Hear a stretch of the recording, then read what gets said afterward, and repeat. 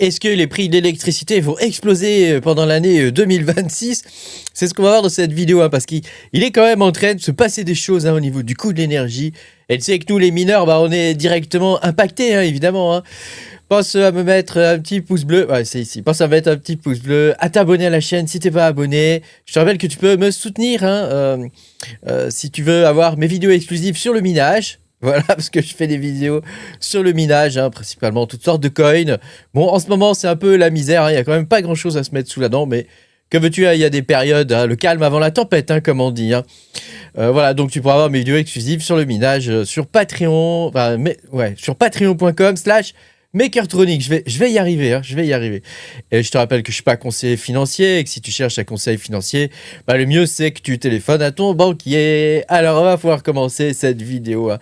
Donc il y a toutes sortes d'informations contradictoires en ce moment qui circulent, hein, en particulier sur le fait que les prix de l'électricité vont exploser en 2026, qui pourraient prendre entre 15 et 20% encore supplémentaires, hein, comme si c'était pas déjà assez cher. Hein. Donc, alors nous qui sommes dans le minage de crypto-monnaies, on est tous quasiment soit avec des panneaux solaires, hein, c'est-à-dire qu'on utilise de l'énergie à pas cher, hein, parce que tu as juste le prix des panneaux à payer, soit on utilise Tempo. Hein, quand tu es au gaz, par exemple, pour le chauffage et tout ça, on utilise un contrat qui s'appelle Tempo, qui est un contrat spécifique d'EDF, qui fait que quand il y a besoin vraiment d'énergie, toi, tu ne consommes rien, tu éteins tout, tu consommes rien, pendant que les autres peuvent récupérer de l'électricité à un coût normal, alors que toi, ton coût, il est à plus 50%, enfin, il est très très élevé, hein, le coût en jour rouge. Hein.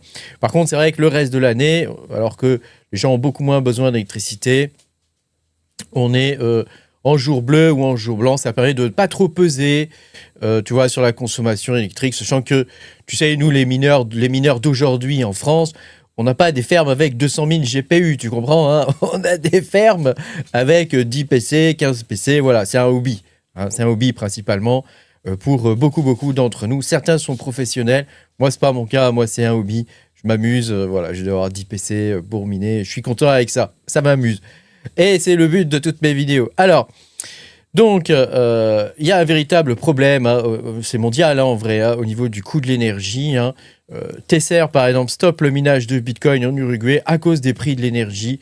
Je voulais te prendre ça comme exemple hein, pour pouvoir rebondir dessus, parce que il n'y a pas que en Uruguay qu'il y a des problèmes avec le prix de l'énergie.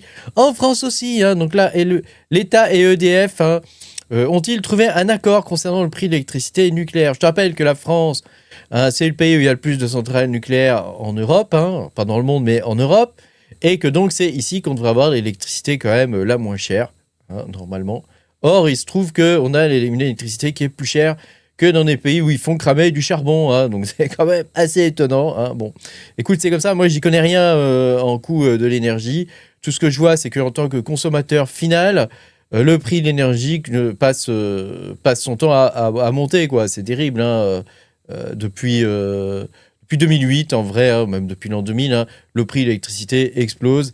Donc c'est vraiment catastrophique. Il ne suit pas l'inflation, hein, il est beaucoup plus élevé. Ma dernière facture d'électricité est de 1500 balles, donc j'ai un peu mal aux fesses. Bon, c'est pour 3 mois, hein, parce que je paye tous les 3 mois. J'ai quelqu'un qui vient relever le compteur tous les 3 mois. Donc tu vois, voilà, ça me fait quand même 500 balles par mois quand même, hein, mine de rien. Ça commence à devenir un véritable budget. Hein. Moi, fut une époque où je pouvais miner tranquillement pour 200 balles par mois, hein, tranquillou. Donc ici, on nous explique que monsieur Bruno Le Maire nous a concocté une négociation hein, donc avec la fin des prix de l'Arenh. Donc l'Arenh, c'est l'accès régulé à l'électricité nucléaire historique. Hein. Donc, c'est la fin des prix régulés au niveau de l'électricité. Alors, ça signifie que le TRVE, le tarif réglementé de vente, devrait connaître une augmentation en 2026. Hein. Donc, principalement dû justement à la fin de ce système de régulation hein, au niveau de l'Arenh. Hein.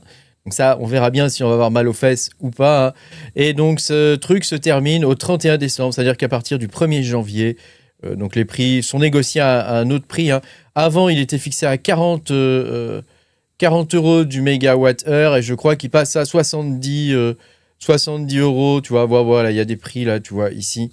60 € entre 2026 et 2030. Donc on gagne quand même 20 balles sur les 40 balles. Donc ça fait quand même une sacrée augmentation. Voilà, entre 2031, donc il sera à 59 et 57. Bon, on va savoir pourquoi les prix baissent comme ça, je ne sais pas.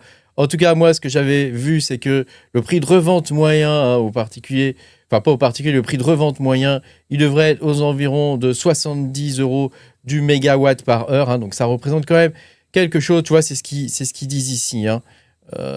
Donc ça représente quand même un coût qui est pas négligeable du tout. Donc, alors, on a une expansion quand même totale au marché de gros.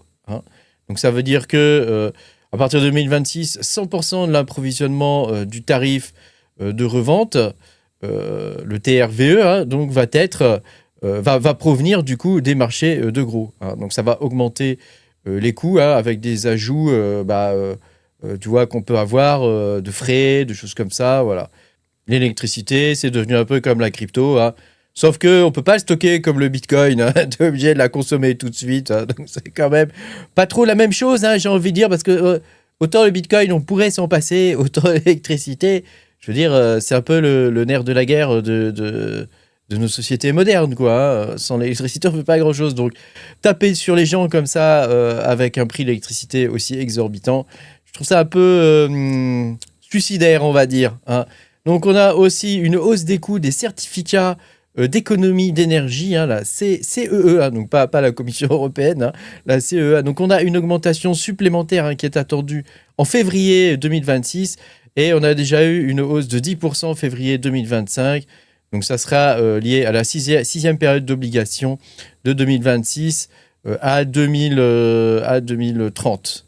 D'après mes informations. Je ne suis pas électricien, je ne connais rien au prix de l'électricité. Je te dis ce que j'en comprends. Voilà. Alors après, au niveau du coût de production nucléaire, aujourd'hui en France, il est de 60,3 euros du mégawatt-heure. Donc c'est ce que je te montrais tout à l'heure. Et donc ça va servir de base au versement nucléaire universel. Ah là là, quel joli mot. Le versement nucléaire universel, le VNU. Que tu sais, en France, on aime bien faire des acronymes. Le VNU, donc pour taxer les surprofits d'EDF. Non, mais on marche sur la tête, quoi. Pour taxer les surprofits d'EDF et les redistribuer aux consommateurs. Alors moi, je suis curieux de savoir qui va avoir ça, qui va avoir droit à ça. Parce que les redistributions, on les connaît en France.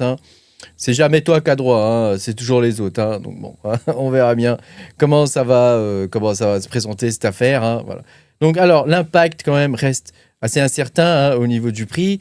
Il y en a qui disent que pour le coup, les prévisions de prix pour 2026, en fait, on serait sur des prix qui seraient à peu près équivalents. Le gouvernement, il estime que les tarifs réglementés resteront stables en 2026 grâce à une baisse des prix des marchés. Et oui, eux, ils prévoient que les prix des marchés vont baisser et il y a des mécanismes de protection contre la volatilité. Donc ça, c'est ce qu'ils disent, ça, c'est ce qu'ils pensent, mais il suffit que le prix monte pour que on l'ait mis profond.